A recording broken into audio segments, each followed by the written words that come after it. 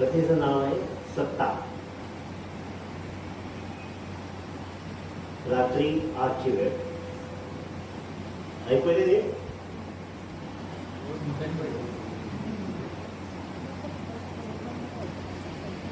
अल्फाबेटिक्स IT solution private limited कंपनीचे office शांत झालेले.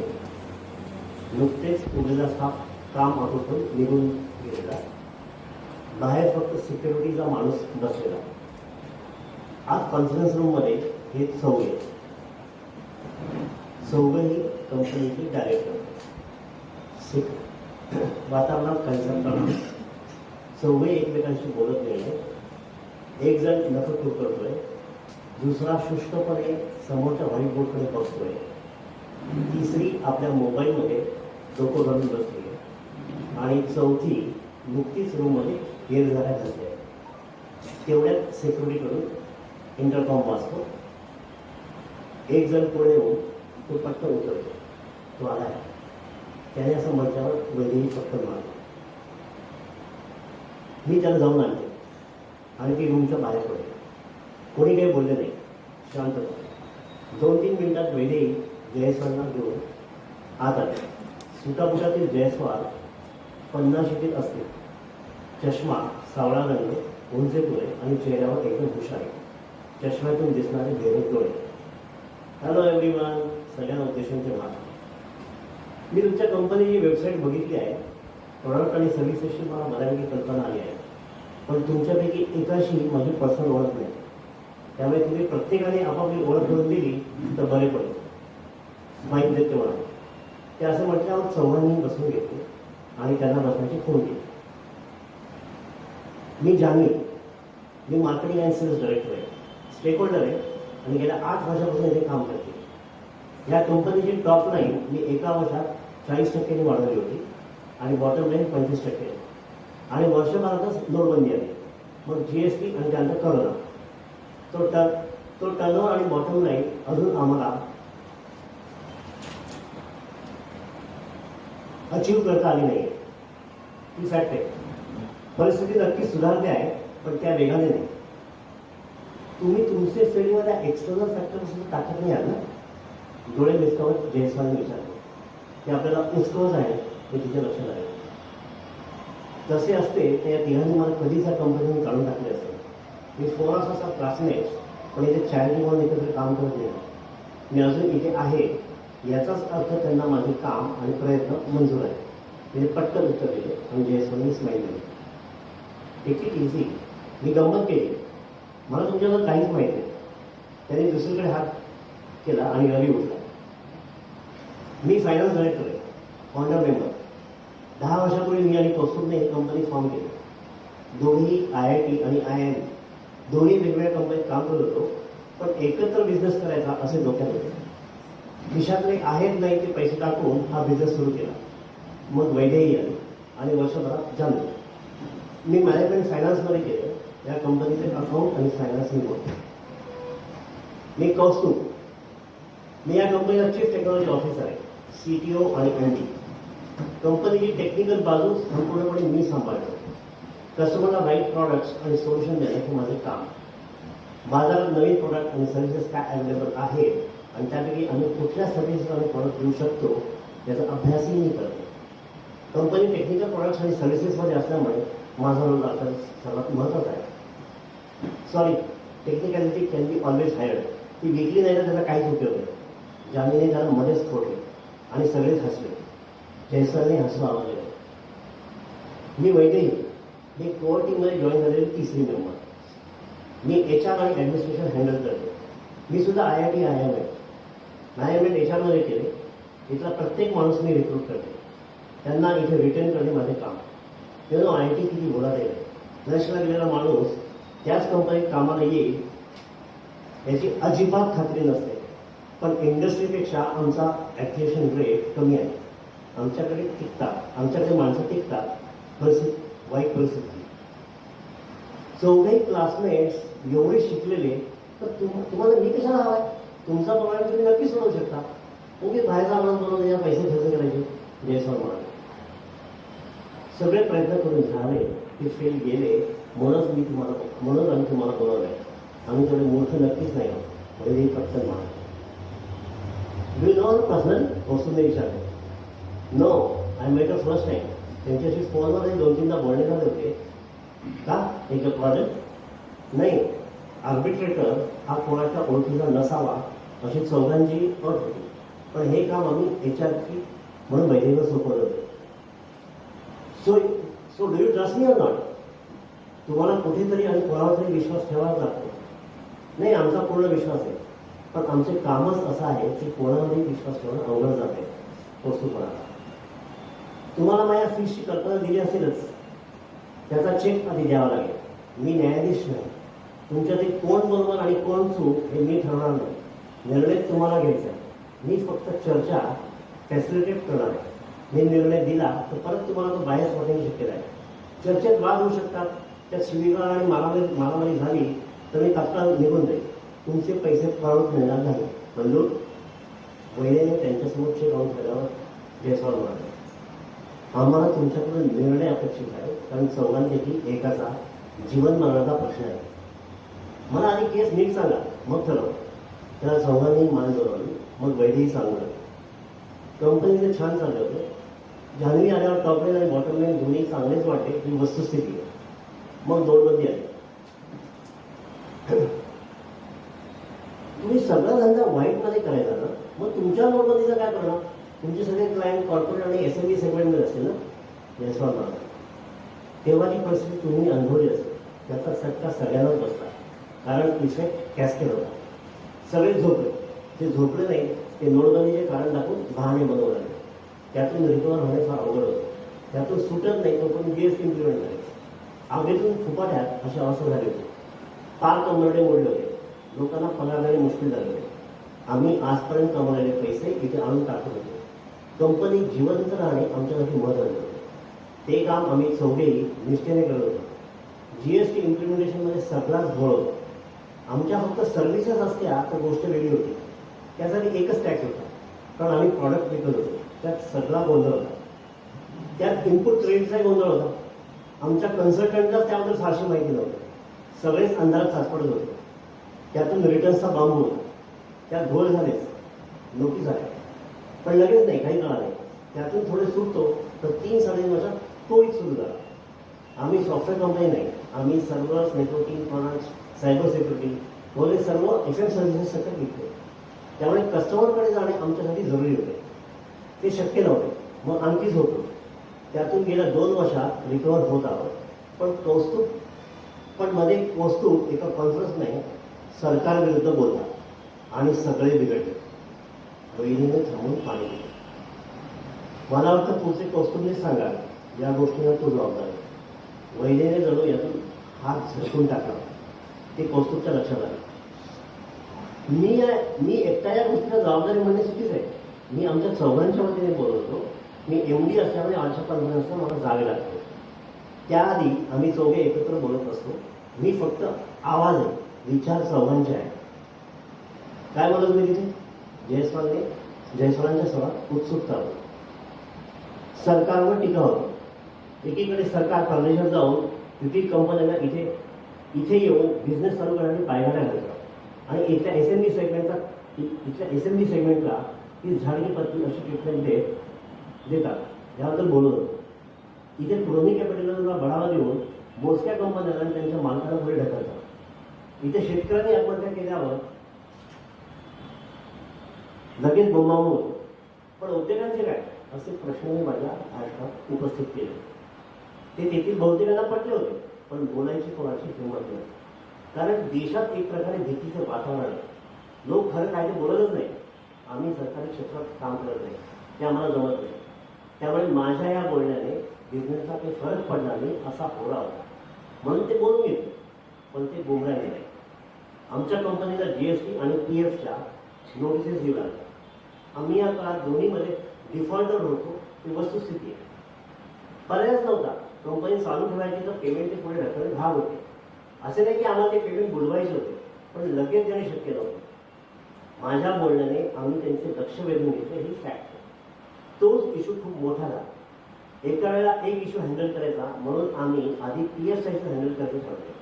तो इश्यू व्यवस्थित हँडल करून त्याचे सर्व पैसे भरून टाकले आणि क्लिअरन्स सर्टिफिकेट घेतले. तोपर्यंत GST वाले हात धुवून मागे लागले. त्यांना आम्ही मुदत मागत होतो पण ते ऐकायला तयार नाही. सोमवारची त्यांनी डेडलाईन दिली आहे. पैसे भरले नाही तर आमच्यापैकी एकाला अटक होणार आहे. मामला एवढा सिरियस झाला का? आम्ही चौघं या कंपनी स्टेक होल्डर आहोत. प्रत्येकाचे स्टेक इक्वल आहे. त्यात भांडण नको म्हणून इक्वल केलं. आम्ही आमच्या लॉयरला कन्सल्ट करतो आहोतच पण अटक अपरिहार्य आहे असं तो म्हणतो.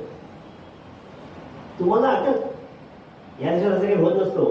पैसे देऊन टाका या देशाचे सर्व प्रश्न सुटतात. मग तो नोकरशहा असो नाही तर राजकारणी पैसे द्या आणि मोकळं व्हा. पण समोरचा माणूस खुनशी असेल तर त्यांना आम्हाला अटक करून धडा शिकवायचा असेल तर असं करून इतर उद्योगपतींना गप्प बसवायचे असेल तर आम्ही डिफॉल्टर आहोत हे आम्हाला मान्य आहे. आम्ही मूळ रक्कम आणि पेनल्टी दोन्ही द्यायला तयार आहोत पण आम्हाला त्यासाठी मुदत हवी. आमचे चौघांचे सेविंग 0 आहे. आमचे लाईफ पार्टनर्स नोकरी करतात आणि चांगले पैसे कमवतात. त्यातून घर चालू आहे. बिझनेसही आता बऱ्यापैकी वेग पकडत आहे. ऑपरेशनसाठी कंपनीत पैसे लागतातच. It's a matter of time.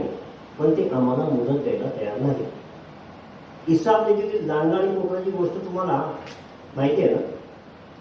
लांडग्याने त्याला कोकणाला मारायचं ठरवलंय. मग काय करेल? त्याचे बोलणे ऐकून TSवाले गंभीर झाले. राजकारण्यांकडे जाऊन माफी मागून टाकावं. माणसाला प्रॅक्टिकल असावं लागतं. तुमचा इगो महत्वाचा का बिझनेस? तुम्हाला असं वाटतं का आम्ही तसा प्रयत्न केला नसेल? आम्ही तसा योग्य व्यक्तीकडून निरोप पाठवला होता पण त्यांना आम्हाला शिक्षाच द्यायची. ड्यूज आणि पेनल्टी भरा नाही तर शिक्षाला सामोरं द्या जा असं त्यांनी स्पष्ट सांगितलं. असं करून त्यांना SME सेक्टरवर दहशत निर्माण करायची असेल. कोणी त्यांच्याबद्दल बोलायचं नाही. बोलायचं संपेल. माझा पैसे आणा प्रश्न लावून घ्या. एखाद्या व्यक्तीकडून घ्या आणि संपवून टाका. जयस्वालला तो प्रॉब्लेम अजून तितका गंभीर आहे असं वाटत नाही. मी बोलतो प्रायव्हेट डायरेक्टर म्हणून मला की पूर्ण करतो नाही. रवी मध्येच बोलू लागला. सगळे त्याच्याकडे बोलू लागले. पर्सनल लोनचे चौघांनी प्रयत्न केले. एक नाही अनेक बँका केले. एजंट नेमका. आमचे चौघांचे क्रेडिट रेटिंग अतिशय खराब आहे असं एजंट मला. आम्ही चौघांनी गेल्या काही वर्षात पगार घेतलेला नाही हे खरं आहे. आमचं वैयक्तिक असं काही इन्कम उरलेलं नाही हेही खरं आहे. म्हणून मार्केटमध्ये पर्सनल पातळीवर आम्हाला कोणी कर्ज द्यायला तयार नाही. पण म्हणजे एवढी रक्कम एकच पर्याय उरतो तो म्हणजे आमच्या आपापल्या पार्टनरच्या जीवावर पर्सनल लोन घेणे किंवा लोन अगेन्स्ट प्रॉपर्टी त्या पार्टनरच्या पैशावर घेणे. त्यासाठी आम्ही चौघे उत्सुक नाही. आमची पार्टनर त्यांना होकार देतील पण ते इतक्या लवकर होणार नाही. त्याला 15 दिवस तरी लागतील. त्यात कोणाच्या पार्टनरचे पैसे घ्यायचे यात वाद आहेतच. हे केले नाही तर परवा आमच्यापैकी एकाला अटक होणार आहे. रवी गंभीरपणे सांगत. माझे बरे आहे. माझा डिवोर्स झालाय. 4 वर्षापूर्वी. आता मी लिव्हिंगमध्ये राहतो. त्यामुळे पार्टनरने मला अशी मदत करायला पटकन येते. जान्हवी पटकन म्हणाली पण मी यावीच का? तोपर्यंत तुम्ही काय झोपला होता? नाही तर आधीच का नाही सेटल केले? तेच प्रयत्न चालू होते. सर्व पातळीवरती उद्योग करत होतो. आणि फायनान्स डायरेक्टर मला सगळा वेळ त्यातच जात होता. प्रत्येक ठिकाणावर थोडी आशा वाटत होती. आता सगळेच दरवाजे बंद झाले. तेही ओळखून आहे की आमच्याकडे पैसे नाही. आमच्यापैकी एकाला अटक केली की आमच्या कम्युनिटीमध्ये स्ट्रॉंग मेसेज जाणार आहे तो त्यांना हवा आहे. त्यांना आमच्या पैशात इंटरेस्ट नाही. त्यांना आमच्या अटकेत इंटरेस्ट आहे. पण अटक कोणाला होणार? चौघांनी. नाव या कमिंग टू द पॉइंट. कंपनीचा MD तोच तुम्ही. फायनान्स डायरेक्टर रवी आहे. आमच्या दोघींचा मार्केटिंग डायरेक्टर आणि HR डायरेक्टर म्हणून या केसशी तसा संबंध नाही. अटक व्हायचीच असेल तर या दोघांपैकी एकाला अटक झाली पाहिजे. वैद्यने परत पुढे घोडे नामवले. सॉरी मी तिला मध्येच थांबवतोय. या कंपनीत आमच्या चौघांचे स्टेक सारखे आहे. कुठलाही मोठा निर्णय आम्ही चौघे मिळून घेतो. PF आणि GSTचे पैसे न भरण्याचा निर्णय आम्ही चौघांनी मिळून घेतो. आता ते पैसे भरले असते तर स्टाफला किमान 3 महिने पगार दिला गेला नसता. स्टाफ सोडून गेला असता तर कंपनी बंद पडली असते. त्यामुळे तेव्हा तसे करणे भाग होते. तेव्हा आता चौघांपैकी कोणी तुरुंग द्यायचे हा प्रश्न आहे. तोच वाद आहे. आमच्या चौघांपैकी तिघे IIT IIM एक IIT आहे. तुम्ही आमचं बॅकग्राऊंड समजू शकता. कोणाला तुरुंगात जायला आवडेल?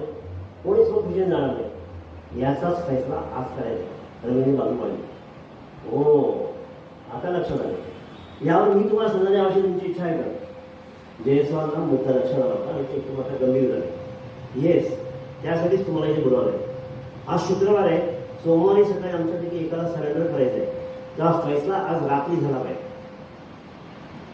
वैदेही निघाली म्हणाले. ओके, मग सुरुवात करून करायची.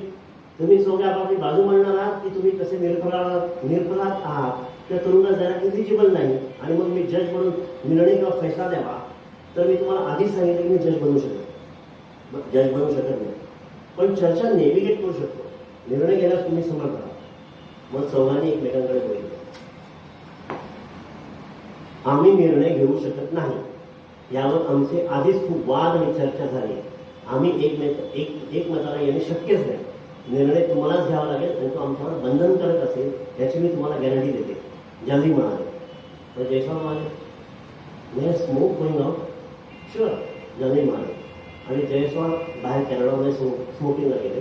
तेवढ्या त्यांनी मोबाईलला एकदम फोन करून घेतले. मग परत आले. आपण जेवून घ्यायचे का? कारण ही चर्चा आणि वाद खूप वेळ चालणार आहे. वैद्यांनी जयस्वालाला विचारलं. नाही, रात्री मी जेवत नाही. 50 होऊन गेली.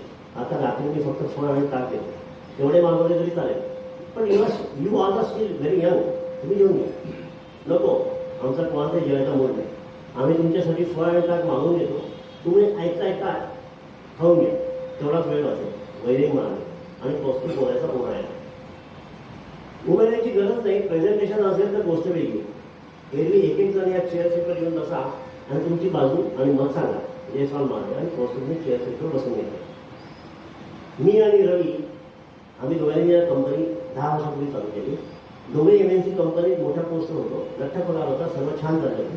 पण कॉलेजच्या दिवसापासून आम्हाला एकत्र बिझनेस करण्याची इच्छा होती. अजून आम्ही एकमेकांना भेटत होतो आणि त्याबद्दल बोलत होतो. काय करायचे ते सुचत नव्हते तेव्हा आणि आताही सायबर सिक्युरिटी फार महत्त्वाचा विषय होता. मी टेक्निकल होतो फायनान्सचा. मी त्याला प्रेझेंटेशन दिलं. त्याला आकडे बरोबर समजतात. त्याने यासाठी बिझनेस प्लॅन बनवला. तेव्हा पोर्टफोलिओ वाटून घेतलेला होता. दोघांनी सर्व बघायचं असं ठरवलं होतं. पण तो टेक्निकल बघणं शक्य नव्हतं आणि फायनान्स. बाकी कशाची वाटणी केली नव्हती.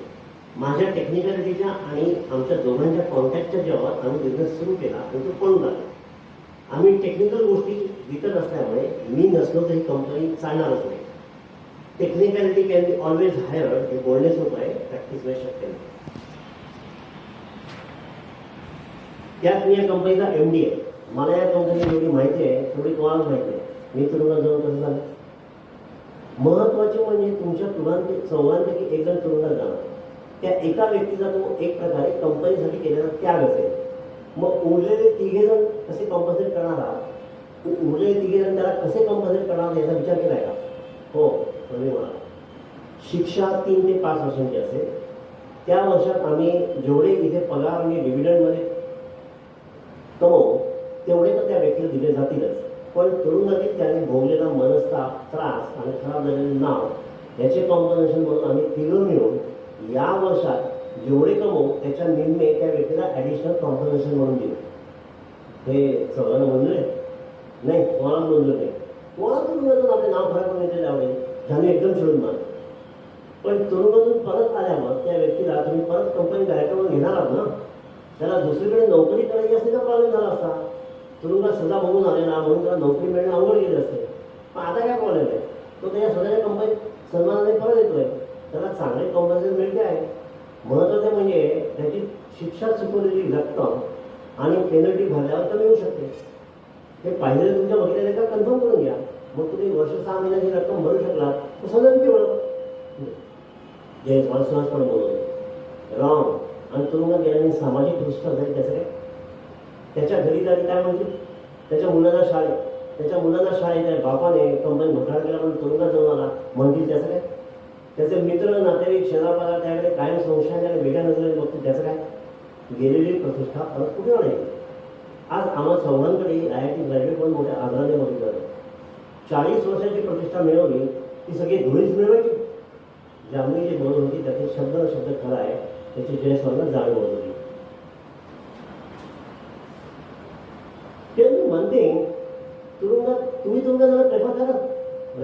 ब्लंटली विचारतो. आपण तुमच्या चौघांबद्दल बोलतो, गुन्हा तुम्ही करा, मी नाही. जयस्वाल काहीतरी चिडून मारा, मग चौघी लोक होते. म्हणजे तुमचं म्हणणं आहे की तुम्ही तुरुंगात जाऊ शकत नाही, कारण मग टेक्निकल साईड कोण बघेल? जयस्वालने परत पोस्टला विचारलं. हो, कारण मी सेल्स टीम बरोबर कॉर्डिनेट करत असतो. प्री सेल्सला माझी टीम टेक्निकल गोष्टीमध्ये गाईड करते. मार्केटिंगच्या एक्झिबिशन टीममध्ये आमची टीम असते. अख्खे सर्व्हिस डिपार्टमेंट माझ्या अंडर आहे. आम्ही चांगली सर्व्हिस दिली तर रिपीट ऑर्डर मिळतात. So I am heart of the team. वस्तू स्ट्रॉंगली त्याची बाजू मांडतो. Okay, point noted. मी हे रेकॉर्ड केलं आहे विदाऊट युअर परमिशन. त्याला इथे परत ऐकावं लागेल. कोणी त्याला ऑब्जेक्शन घेतलं नाही. मग जान्हवी चेअर सुपर येऊन बसले. तो वस्तू त्याच्यावर छान होता. त्याचं सर्व बोलणं खरं आहे. पण आमच्याकडे असलेल्या प्रॉडक्ट्स आणि सर्व्हिसेस आम्ही विकल्याच नाही तर पुढे काही होणार नाही आणि ही कंपनी बंद पडेल. आणि मी तेच सर्वात महत्त्वाचे काम करते. आता ही कंपनी माझ्यावर झालेले सर्व नुकसान भरून काढेल म्हणून बँक करते आहे.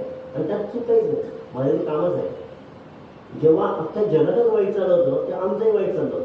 त्याला मी काहीच करू शकत नव्हतं. त्यात माझा किंवा माझ्या टीमचा काही दोष नाही. पण करोना संपल्यावर गेल्या 2 वर्षात परिस्थिती सुधारते आहे. We are definitely heading toward right direction. फक्त त्यासाठी काही महिने किंवा एखादं वर्षातली लागेलच. There is no magic. मी तुरुंगात गेले तर सर्वच बंद पडेल. मी या कंपनीला सेल वाढवण्यासाठी काय काय आजपर्यंत केलं हे इथे सांगणे अवघड आहे. But I sweated my life for this company. एक त्या ॲक्सिडेंटची मला कसलाच संबंध नव्हता, पण पार्टनर म्हणून मी यांना मोरल पाठवून दिला. तर ही चूक मी का बघायची? ती काहीशा अवेगाने बघायची.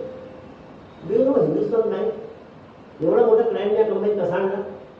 तेव्हा आमचे असे सुंदर ऑफिसही नव्हतं. छोटं ऑफिस होतं. कस्टमरला ऑफिसमध्ये आणण्याची भीती वाटायची. त्या एका क्लायंटने आमच्या कंपनीचे फॉर्च्यून बनवले होते. अजूनही तोच आमचा सर्वात मोठा क्लायंट आहे. विचार आहे असा मला. इथं सर्व चूक बसले. मग केस मागितली की आपल्या जागेवर जाऊन बसले. तिथे वैद्य येऊन बसले. मी सांगितल्याप्रमाणे इथे HR डायरेक्टर आहे. आमच्या IT इंडस्ट्रीत माणूस हा ॲसेट असतो. या 4 भिंती, इंटिरियर, फर्निचर आणि ACs नाही. त्यांची किंमत ठरवणे अवघड असते. त्यांचे टँजेबल नसतात. मी या माणसाला हँडल करते. त्यांच्या रिक्रुटमेंटपासून टर्मिनेशनपर्यंत सर्व गोष्टी बघतो. या माणसांमुळे ही कंपनी इथपर्यंत पोहोचली आहे. आमच्या लोकांना बाहेर फार डिमांड आहे. त्यांना आमच्या कंपनीचा म्हणून लगेच घेतलं जाते. तरी ते लोक इथे टिकतात. त्याचे कारण त्यांना इथे मिळणारा पगार फक्त नाही, तर त्यांना इथे मिळणारे ट्रेनिंग, ट्रीटमेंट, जॉब सॅटिस्फॅक्शन या सर्व गोष्टी आहेत. उद्या मी जेलमध्ये गेले तर त्याचा इथं स्टाफवर काय परिणाम होईल याचा विचार करा. येथे लोक घाबरून पटापट नोकऱ्या सोडतील आणि दुसरीकडे जॉईन करतील. They are in demand. मग कसला बिझनेस आणि कसं काय? आणि ज्या गोष्टीसाठी मी जबाबदारी जाते मी जेलमध्ये का जायचे? मी फायनान्समध्ये कधी लक्ष देत नाही आणि आमच्या मुळात वेळ का आली हेच मला समजत नाही. माझा फक्त यांना मोरल सपोर्ट होता. फक्त डिटेल्स या दोघांना माहिती आहेत. काहीशा तिखट टनमध्ये बोलून वैद्य तिथे उठली आणि रवी तिथे येऊन बसला. त्याच्या चेहऱ्यावर काहीसे संतप्त भाव होते. या दोघींचा रूप असा दिसतोय की आम्ही या दोघांनी जणू या कंपनीत फ्रॉड केला आणि पैसे सायफन केले. माझ्याकडे आमच्या दोघांच्या संदर्भात झालेल्या प्रत्येक मीटिंगचे मिनिट्स दिलेले आहेत आणि ते अप्रूव्ह म्हणून यांचे ईमेलही घेतलेले आहेत. तुम्ही हे सर्व बघू शकता. माझी जुनी सवय पैशाच्या बाबतीत माणसाने काटेकोर असले पाहिजे. त्याने त्याचा टॅबलेट PC जयस्वाल समोर धरला. एक मिनिट्स आणि इतर तिघांचे ईमेल टाकायला सुरुवात केली. जयस्वाल ते शांतपणे बघत होते. I hope it is clear to you. जे काही बरे वाईट निर्णय होते ते आमच्या सर्वांचे होते. माझ्या एकट्याचे किंवा दोघांचे नव्हते. मग त्यासाठी मी एकट्याने तुरुंगात काय द्यायचे? चिडून रवी म्हणा. आपण सरकारला तुम्हा दोघांनी तुरुंगात टाका असं तर म्हणू शकत नाही ना. कोणी एकाने जबाबदारी घेऊन तुरुंगात जावं लागणार हे स्पष्ट आहे. आता तो कोण आहे हे ठरवायचं. आणि मला ते शक्य नाही, कारण माझे वडील अल्झायमर असल्यामुळे सायंटिफिक होममध्ये ॲडमिट आहे. वस्तू बघा, त्यांची ॲडव्हान्स स्टेज आहे. त्यांना मला बघावंच लागतं. पण तिथं तुला ओळखतच नाही. मागच्या वेळी मी त्यांना भेटायला गेलो तेव्हा ते मला तू समजत होते. त्याला समजून ते माझ्याशी ताजं बोलत होते. जुन्या गोष्टी सांगत होते. वस्तू त्याचे बोलणे अर्धवट सोडून बोलला. रवीने त्याच्याकडे जागा नाही. तुला त्यांच्याकडे कोणी जायला सांगितलं होतं? आणि मला तू त्यांच्याकडे गेलं सांगितलंही नाही. तुझ्या वडिलांना मी ओळखतो. मला ज्या दिवसात तुझ्या घरी यायचो तू दिसून ये असा. तुझ्या वडिलांची सायंटिफिक होम माझ्या घराच्या मार्गावर घरी कधी लवकर जात असेल तर मानतो शकतो. त्यामुळे तूच त्यांच्याकडे गेला पाहिजे असं काही नाही. ते मला ओळखत नसतील पण मी त्यांना ओळखतो ना. मला त्यांची काळजी घेतलीच पाहिजे. आता पर्सनल गोष्टीवर उतरलं जावं तर मला सांगायला लागेल की माझी बायको कॅरिंग आहे, तिला 7 महिना आहे पोस्तूपणाला, आणि वैद्यही त्याकडे संपून बघितलं. What this is news for us. Vaidya एकदम चिडून मिळाला. कौस्तुभ मान खाली वळून होता. This is simply ridiculous, you are cheating on me. Vaidya चिडून त्या खोलीजवळ येऊन उभी राहिली. कौस्तुभ स्तब्धच होता. आपलं ठरलं होतं ना तू तिला घटस्फोट देणार होतास म्हणून. आम्हा दोघींना एकाच वेळी खेळवलंच तू. यू ब्लडी लायर अँड चिटर. वैद्यने एकदम कौस्तुभच्या कानफडात मारलं. सगळे एकदम स्तब्ध झाले. 5 जणांचे फक्त श्वास ऐकत होते. कौस्तुभ अजूनही मान खाली वळत होता. रवी एकदम उसळून पुढे आला. रवी काय ऐकतं कौस्तुभ? मी तुम्हाला दोघांमध्ये कधी चाललंय आणि आम्हाला याची कल्पना नाही. इट वॉज शिअर ॲक्सिडेंट वैद्यरी. प्लीज बिलीव्ह मी तुला सांगतो. तुला माहिती आहे की आम्हाला 10 वर्षाचा मुलगा आहे, पण आमचं नाही जमत. त्या रात्री आम्ही असंच खूप भांडलो होतो तेव्हा तिने तुझ्याचवरून संशय घेतला होता. तिच्यात काय कमी आहे म्हणून ती माझ्या अंगावर धावून आली होती. त्यातून आम्ही दोघंही एकदम व्हायरल झालो होतो आणि ते घडून गेले आणि मग तिला दिवस गेलो. त्याआधी आम्ही एकत्र 1 वर्ष झोपले नव्हतो. पण खरं सांगतो तेव्हापासून आमच्यामध्ये पीस आहे. आम्ही दोघे शांत होतो. अजिबात एकमेकांची भांडत नाही. मान खाली घालूनच वस्तू बोलवला आणि सगळे शांतपणे ऐकले. म्हणून तू गेले काही महिने माझ्याशी तुटकपणे बोलवतास. मला काहीतरी टाळत होतास. फक्त कामापुरतं जवळ यायचास. मग मला दिलेलं कमिटमेंटचे काय? तिला सोडून तू माझ्याशी लग्न करत होतास ना. म्हणजे अतिशय संतापलेली दिसत होती. I never said no to it. पण मानवी नाते कॉम्प्लेक्स असतात ना. त्यांचा तिला एवढं लोक सोडवता येत नाही. मी प्रयत्न केला नाही असं नाही. माझं तुझ्या आधी प्रेम आहे. ते गेल्या 25 वर्षापासून आहे. आपण IITला एका क्लासमध्ये आलो तेव्हापासून आपलं जमलं. मी नागपूरच करत नाही. आज सगळ्यांसमोर त्याची कबुली देतोय. आणि याच्या मला कल्पनाही नव्हती. एवढं तुम्ही दोघं छुपे रसून निघाला. रवी त्यांच्या आणखी वेळ जान्हवी त्यांच्याकडे आश्रय बोलले. मग आम्ही तर फायनलला हॉस्टेलमध्ये रूम पाठवलं होतो. तेव्हा आपण सगळेच चांगले मित्र होतो. पण प्रेम वगैरे असल्याची कल्पना नव्हती. हिने कधी त्याचा उल्लेखही केला नाही.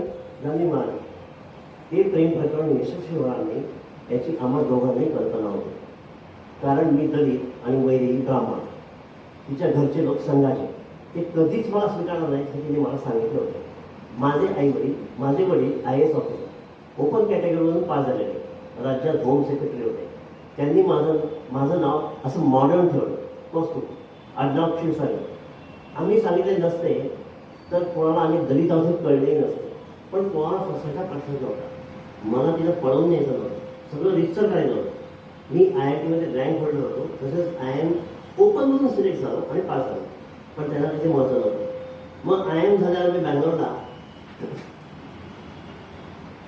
मला बँगलोरला नोकरी लागली. वैदेहीवर प्रेम असले तरी तिच्यावर लग्न होणार नाही आहे याची खूणगाठ मानली होती. तिच्याशिवाय इतर कोणाशी लग्न करण्याची कल्पनाही नव्हती. ती मुंबईला आली, बँगलोरला. दोघांनी लग्नाशिवाय राहायची असे निश्चय केला होता. पण माझ्या बाबतीत तेव्हाही ॲक्सिडेंट झाला आणि मेधा माझ्या आयुष्यात आली. ती माझ्याच कंपनीत काम करत होती. ज्युनियर होती. कर्नाटकातील कॉलेजमध्ये मॅनेजिंग केलं होती. नाही प्रेमात पडली. मलाही ती आवडू लागली. पण लग्न करायचा विचार नव्हता. कारण परत तेच तीही ब्राह्मण. हे भारतामध्ये झंगड आहे. जात कोणाला सोडत नाही. तुम्ही कुठेही असा आणि कोणीही असा. तर आम्ही म्हैसूरला ऑफिसच्या ट्रिपसाठी गेलो होतो. त्यात तिच्याबरोबर शरीर संबंध आला. इतकं फार कॅज्युअलपणे घ्यायची गोष्ट आहे. पाश्चात्य देशात याचा अजिबात भाऊ केला जात नाही. पण आपल्याकडे याचा टाबू आहे. त्यातून तिला दिवस गेले. तिला म्हटलं ॲबॉर्शन करून टाकतो. नाही म्हणाली. त्यात तिचे घरचे लोक अजूनही विचारायचे. त्यांचं आमच्या लग्नाला गेलं नव्हतं. मग लग्न करणं भाग पडेल. वहिनीला मी त्याबद्दल कळवलं. तिला तेव्हाही अजिबात आवडले जाते. पण माझ्या पुढे पर्याय नव्हता. मी एक चूक करून बसलो. ती निसरणे भाग होती. मला तिला फसवणं शक्य नव्हतं. मग लग्न झालं. रवीशी टच मध्ये होतोच. बिझनेस आम्ही मुंबईत सुरू करायचं ठरवलं. कारण हे शहर आमची कम्फर्टेबल आहे. आणि मी माझ्या कोणाशीच लग्न केले नाही. कौस्तुभ नाही याच्यासाठी मला कंपनीत बोलावलं आणि मी लगेच आले. केवळ त्याच्यावर प्रेम होते म्हणून. No I hate him. He must go to jail. वैदेहीच्या डोळ्यात अंगार दिसत. मला वाटतं मी इथून जावं. कारण तुम्ही आता व्हायरंट लागला. मी आधी सांगितलं मला हिंसा लागणार नाही. आता तुम्ही प्रत्यक्ष मारामारी करतात. एक काकडात बांधून झाली आहे. त्याच्यामुळे त्यांचा जागता उचलला आणि ते निघाले. वैदेही एकदम अस्वस्थ राहिली. ती त्यांच्यासमोर येऊन उभी राहिली. I am very sorry mister Jaiswal. मी भावनेच्या भरात असं करून बसलो. खरं असं करणार नाही. तिचा चेहरा एकदम गिरवाळला. असं आता तुम्ही म्हणता. नंतर आणखी काही मारामारी करेल आणि नंतर सॉरी म्हणेल. आता विवाह जनरल पीपल, तुमची क्वालिफिकेशन काय, तुमची पोझिशन काय, आणि वागता काय, त्यांचे ऐकून कौस्तुभी त्यांना सांभाळला. नो सर, मला असं घडणार नाही. मी कंपनीचा एमडी म्हणून तुम्हाला खात्री देतो. प्लीज थांबा. आज हे सर्व सगळं संपलंच पाहिजे. याचा चेहरा बघून जयस्वाल परत आपल्या खुर्च्या घेऊन आपण एक काम करू, वोटिंग घेऊ. अगदी जुनी पद्धत, चिठ्ठ्या टाकू. जो जन्मे जावासा वाटतो त्याचे नाव चिठ्ठीवर द्यायचे. ज्याचे नाव जास्त वेळा असेल त्याने ते मान्य करेल. जयस्वाल काही वेळ शांततेत गेल्यावर मारला. हा विचार आम्ही केला होता, ज्यांनी तो बोलून दाखवला होता, पण तेव्हा ते आम्ही सिरियसली घेतले नाही. कारण ज्याचे नाव जास्त वेळा येईल तो परत ते मान्य करणारच नाही. मग काय बाहेर रवी मला वाटतं तुम्ही सगळे कमालीचे स्वार्थी आहात. कोणालाच कंपनीसाठी कसला त्याग करायचा नाहीये. ही कंपनी चालू राहावं असं कोणालाच वाटत नसावं, पण डिझॉल्व्ह करून टाका ना ही कंपनी. जयस्वाल वैतागून मार त्याग करायचा म्हणजे तरुणात जायचं. भारतीय तरुण तेवढे वाईट असतात. पुस्तकातून सिनेमातून तुम्ही बघितलं नाही का? कॅपॅसिटीच्या तिप्पट काही असतात. त्या सगळे संडास बाथरूम वाईट, जेवण भयंकर. तिथे काही वर्ष राहून यायचं म्हणजे जिंदगी संपवून यायचं. डेव्हलप कंट्रीमध्ये असं नसतं. इथेही कोणी माणूस असेल की प्रत्येक क्षणी जाण ठेवली जाते. इथे त्यांना मारण्यासाठी हात पाठवलं जातं. मग कोण नाही अशा तुरुंगात? त्याच्यात मी एकदा डिझाईन करतो. मी मार्केटिंग आणि सेल्स आहे, मला काही विकत आहे. दुसरा चांगला जॉब मला नक्की मिळेल. जाणून वैतागून मारणार. तू राजीनामा भले देशील, पण बोर्डाला तर मान्य करायला पाहिजे ना. कौस्तुभ चिडून बोलता. आपण एका भयंकर आवाजाला सापडला आहोत आणि त्यातून कोणाचीही सुटका नाही. कोणाला तरी तुरुंगात जावंच नाही. तो स्पष्टपणे बोलला आणि मग चौघही आपापल्या जागेवर येऊन बसतो. कोणीतरी एकाने तुरुंगात जायचंय किंवा चौघांनी तुरुंगात जायचे म्हणजे कंपनीच बंद पडली. मग चौघेही जेव्हा तुरुंगातून बाहेर येतील तेव्हा कोणाला भविष्य नसेल. किंवा एक जर तुरुंगात गेला तर त्याला किंवा तिला भविष्य तरी असेल. लिगल डॉक्युमेंट तयार करून जेणेकरून तुरुंगात जाणाऱ्या व्यक्तीचं भवितव्य या कंपनीत सेफ असेल. म्हणूनच हा फिरक होतो. आणि हो तुम्ही एवढं शिकलेला आहात, तुम्हाला एवढं काय हरकत नाही. जयस्वाल वैतागून नाही बोलतात नाही. आपण चिठ्ठ्या टाकतो. शेवटी हे मान्य करायचं की नाही आमच्या चव्हाण्या नावावर आहे. वैदेही मान इतर तिघांनी त्याला मूक संमती दिली. नकार दिला नाही याचा अर्थ होकार आहे असं जयस्वालनी गृहीत धरलं. मग लगेच वैदेने उठून प्रत्येकाच्या हातात पॅड आणि पेन दिले. प्रत्येकाने नाव लिहून 2 मिनिटात चिठ्ठी बंद करून जयस्वालच्या हातात दिली. जणू प्रत्येकाने नावाचा विचार आधीच करून ठरवला. सरप्राईजिंग, एवढं लवकर तुम्ही विचार करता असं वाटलं नव्हतं. जयस्वाल स्माईल देत म्हणाले. उघडू त्यांनी विचारलं. चव्हाणी मानव करायला. 1 कौस्तुभ, 2 कौस्तुभ, 3 रवी, 4 रवी. दोन्ही मुलींनी कौस्तुभ आणि रवीचे नाव दिले. तर कौस्तुभ आणि रवीने एकमेकांचे नाव दिले. काय झालंय? मुलींचं नाव कोणी दिले नाही. म्हणजे त्यांनी तुरुंगात जायचं नाही हे नक्की झालं. आता तुमच्या दोघांमध्ये कोणी जायचं हे फक्त ठरवायचं. गंमत म्हणजे वैदेने थप्पड मारली कौस्तुभला आणि चिठ्ठीवर नाव दिले रवीचे. म्हणजे मनात तिला अजूनही कुठेतरी कौस्तुभचा सॉफ्ट मनात असेल. जयस्वाल हसन म्हणाले. तसं नाही आहे. या निमित्ताने ती माझ्या जुनारात काढून हिशोब चुकता करते. रवी गडबडपणे म्हणा. कौस्तुभ जगात समजून बघितलं. म्हणजे मला समजलं. आता सगळं सोपं म्हणजे सांगून टाकतो. मला या कंपनीचा एमडी बनायचं होतं. कंपनीचा एमडी कधीही टेक्निकल किंवा सर्व्हिसेसचा माणूस नसतो. नेहमी फायनान्स किंवा मार्केटिंगचा माणूस असतो. म्हणजे मी किंवा ज्यांनी या कंपनीचा एमडी बनायला हवे होते. सुरुवात आमच्या दोघांपासून झाली. कौस्तुभने मला बोलावले. तो कंपनीचा एमडी म्हणून आपोआप मान्य केले. मग या दोघी 1-1 वर्षांनी आल्या. तेव्हा मग वैदेहीला माझी इच्छा सांगितली होती. या दोघांचे प्रकरण आहे हे आम्हाला माहीत नव्हतं. नाहीतर मी हे काही बोललोच नसतो. तिने मला नकार दिला. म्हणजे बोर्ड मिटिंगमध्ये जान्हवीने मला मत दिले असते तरी 2-2 बरोबरी झाले असते. मग मी प्रस्ताव मांडलाच नाही. या कंपनीला फ्युचर आहे. सरकारने नॉर्मली आणि जीएसटीचे बोर्ड घातले नसते आणि मध्ये करोना येऊन गेला नसता तर आमची कंपनी कुठल्या पुढे गेली असते. अजूनही तिला फ्युचर आहे. पण आम्ही सरकार विरोधी आहेत अशी आता आमची इमेज बनली. हे सरकार बदलले तर सर्व काही ठीक होऊ शकते. मी वैदेहीबद्दलचा राग मनात ठेवला होता. मला तिच्याबद्दल कॉलेजच्या दिवसापासून सॉफ्ट पण होता. पण मी तो कधीच व्यक्त केला नाही. तिने मला एमडी होऊ दिले नाही. म्हणून तिच्या HR आणि ॲडमिनमध्ये मी वेळोवेळी नाक खुपसायचो. शेवटी फायनान्सने महिल अप्रूव्ह करायचे असते. मी त्यात नेहमी खळखळ करायचो आणि बजेट कमी करायचो. आमचे वर्किंग लेवलला कधीच जमत नव्हते. फ्रिक्शन हे होतेच. पण कौस्तुभ दोघांमध्ये नेहमी पॅचअप करत आला. आज हा राग तिने काढून घेतला. रवी खेदाने सांगत होता आणि वैदेही मान खाली करून ऐकत होती. क्लिअर. तुझे आणि कौस्तुभचे एकमेकांचे नाव घेणे समजू शकतो. दोघं एकमेकांना प्रतिस्पर्धी समजत असतात. पण जान्हवीने कौस्तुभचे नाव का द्यावे? जयस्वालने जान्हवीकडे प्रश्नाचं निर्णय दिले. तू उत्तर दिलेच पाहिजे असं जरुरी नाही. पण तेच मान नाही गेलं ना उत्तर. सगळेच बोलतात तर मी सुद्धा सांगते, हा सूक्ष्मपणे सत्तेचा खेळ असतो. आणि काय म्हणता, कारण आम्हाला चौघांना सारखा स्टेट पगार, डिव्हिडंड आणि बोनस मिळतो. म्हणजे पैशात कमी जास्त नाही. कौस्तुभने ते मुद्दाम तसे केले कारण त्यावर भांडण नव्हते. पण एमडीच्या खुर्चीचा मोह सगळ्यांनाच असतो. त्या सेमिनारमध्ये कौस्तुभीला आणि कंपनीच्या वतीने बोलला आणि कंपनी खड्ड्यात गेली. असे खूप सेमिनार आणि कॉन्फरन्सेस असतात जिथे तोच जातो. साहजिक गेलो एमडी आहे, तो कंपनीचा चेहरा आहे. परत एकदा सांगते, मी धंदा आणला नाही हे कंपनीत चालणारच नाही. त्यासाठी क्लायंट बरोबर मी काय साखर करते फक्त मलाच माहिती आहे.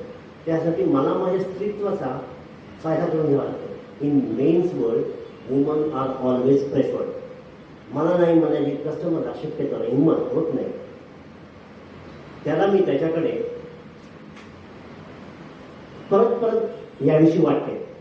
मी या कंपनीची एमडी होऊ शकत नाही याचा मला त्रास आहेच. जान्हवी आवेगाने सांगते. सगळे शांतपणे ऐकत होते. जयस्वाल तिच्याकडे टकळून बघत होते. 40शी आली तरी अजून सुंदर दिसत होती आणि फिगर मेंटेन करत होती.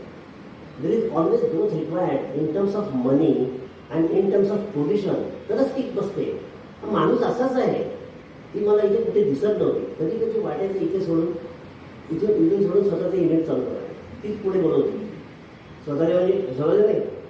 मग गाणे सुरू केलं. जयस्वालने खोचतपणे विचारलं, हेही माझेच आहे पण इथे माझा एकटीचा निर्णय नसतो. फार ॲग्रेसिव्हली पुढे जाता येते. But I can handle everything alone. But I cannot handle everything alone हे माझ्या लक्षात आले आणि मी गप्प बसले. जे चाललंय ते वाईट नाही हे माझ्या लक्षात येते. But I should have been MD of this company. ते कधी ओपनली कोणी का कधी बोललं ते बोर्ड मीटिंगमध्ये. आम्ही फक्त त्या कंपनीचे डायरेक्टर नाही आहोत, तर आधी मित्र आहोत, क्लासमेट्स आहोत. आज या निमित्ताने सगळं बाहेर येते. कौस्तुभ वैतागानं त्याने काय झालं असतं, तुझी पोझिशन सोडून मला दिली असते. रवीने विचारलं. पण कौस्तुभ गप्प बसला. आता तुम्ही दोघांपैकी एकाने जेलमध्ये जायचं नक्की झालं. पण कोणी? दोघेही फाउंडर नाही मला, दोघेही महत्वाच्या. दोघांपैकी एकानं आज जावं हेही न्याय आहे. पण ते कसं ठरवायचं? जयस्वाल डोकं खाजवत नाही. मी जाऊच शकत नाही कारण माझा मुलगा गतिमंत आहे. तो 10 वर्षांचा आहे आणि त्याची केस सगळ्यांनाच माहिती आहे. रवी मला आणि सगळे त्याकडे बघू लागले. माझी बायको नोकरी करते आणि आम्ही दोघं मिळून त्याला सांभाळतो. घरात त्याला सांभाळणारी बाई 24 तास असते पण तिच्यावर सोडता येत नाही. कारण ती बाई मध्येच रजा घेते, नोकरी सोडते आणि आपण काही करू शकत नाही. तिला सतत मॉनिटर करायला लागते.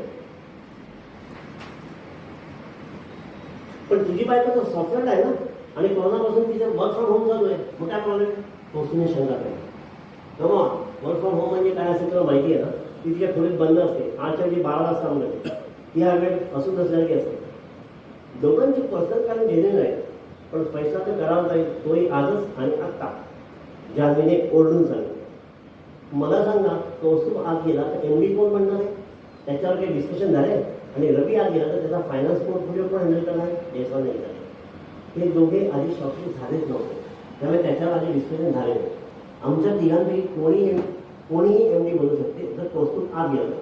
पण ॲज रवी राईटली सेड, तो किंवा मी ही पोस्ट डिझर्व करतो. आम्हाला ते ठरवावे लागेल. आणि तो परत आल्यावर त्याची पोस्ट त्याला परत नाही ना, ते त्यावेळेला ठरवता येईल. आताच कसं ठरवायचं? आणि त्याच्या अनुपस्थितीत टेक्निकॅलिटी कोण बघणार? सर्व्हिसेस कोण देणार? तो एकटाने सर्व बघत नाही. कंपनीचे मॅनेजर्स आहेत, त्यांना पुश करतो. त्यांनाही महत्त्व मिळालं वाटतं. आणि रवी गेला तर फायनान्स हे स्पेशलिस्ट फील्ड आहे. तिथेही मॅनेजर्स आहेत, अकाउंट मॅनेजर आहेत. या देशात इंदिरा गांधीनंतर कोण असे विचार येते ती अशा काय अडली? आपलेही सगळे भ्रम असतात, सगळे मॅनेज करता येईल. यावेळी वैद्यने उत्तर दिलं. जयस्वाल गप्प होतो. You find out the way. त्यासाठी तुम्ही आहात. जान्हवीने जयस्वालला पुश केलं. दोघांनाही चिठ्ठी टाकायची, तेही शेवटी नशिबाला सोडून. जयस्वाल हतबलून मारला. What is this nonsense? Vaidya तू कुठल्या माणसाला इथे सिलेक्ट करून आणलेस? हेच करायचं तर आपण करू शकत नसतो ना. त्यासाठी लॉटरी सिस्टम वापरायची, सगळं नशिबाला सोडायचं.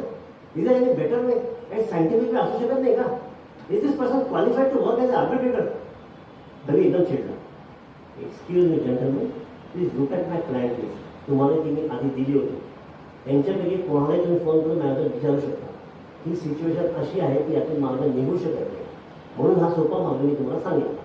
आधी चिठ्ठ्या टाकूनच दोन दोन शॉर्टलिस्ट केले ना, मग आता परत तसे करू.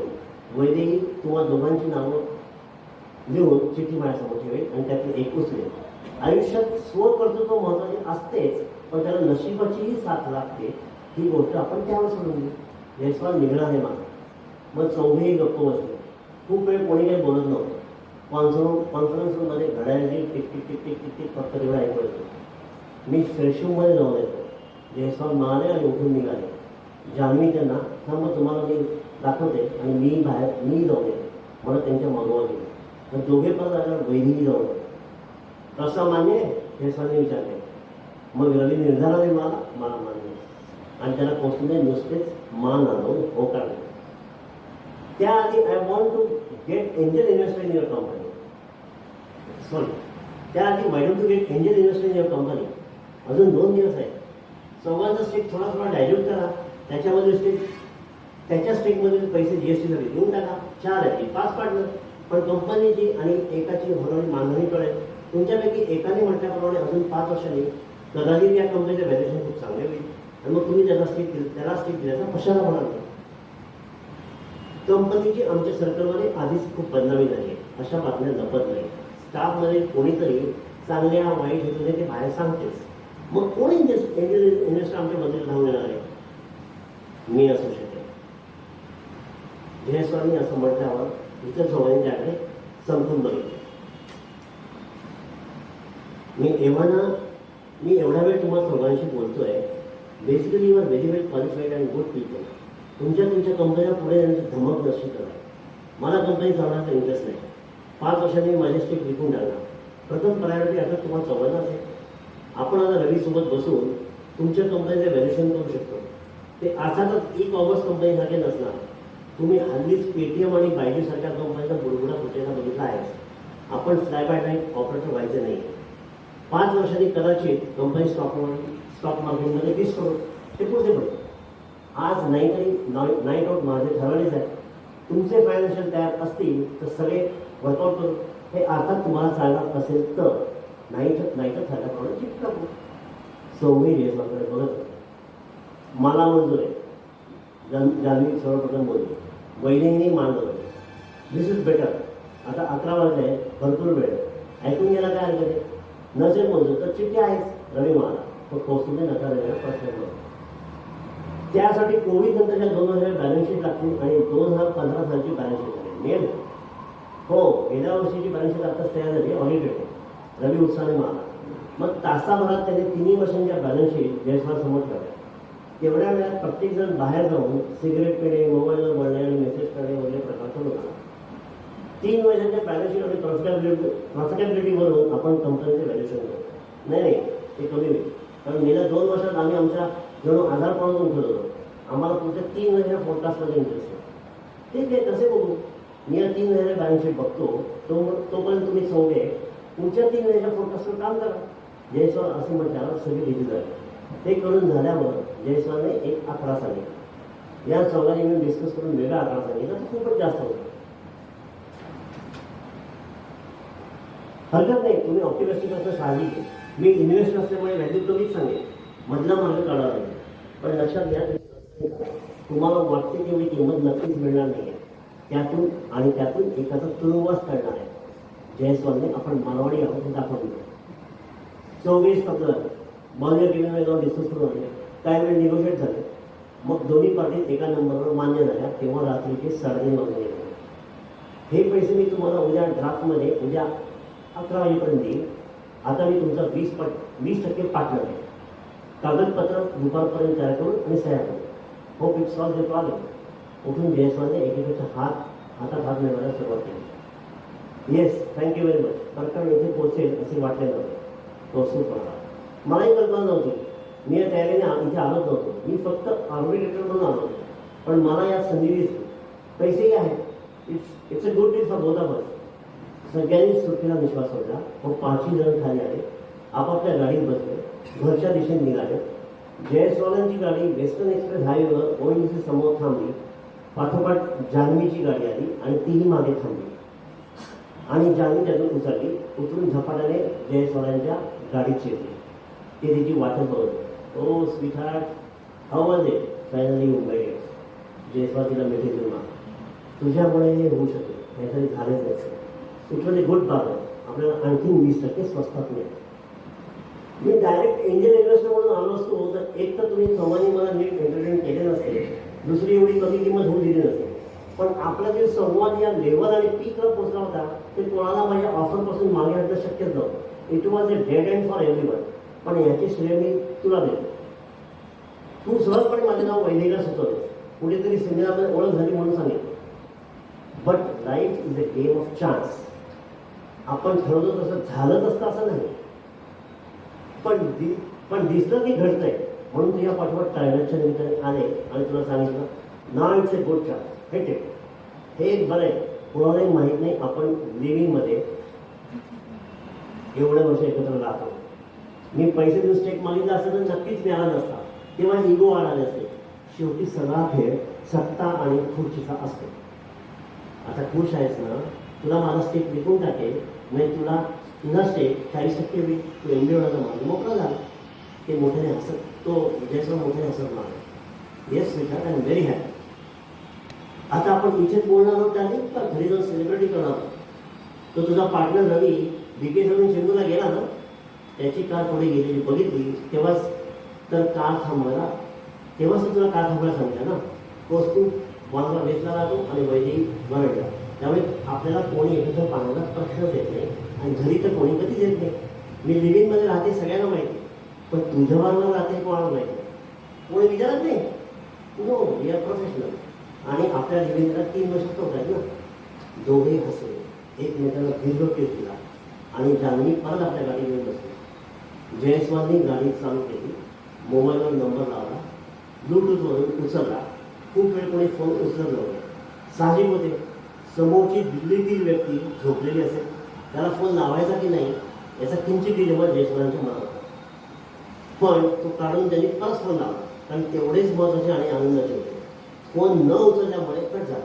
मग त्यांनी परत लावला. त्यावेळी समोरच्या व्यक्तीने फोन उचलला. काय जयस्वाल, रात्री 3 वाजले, तिच्या फोन कधी वेळ.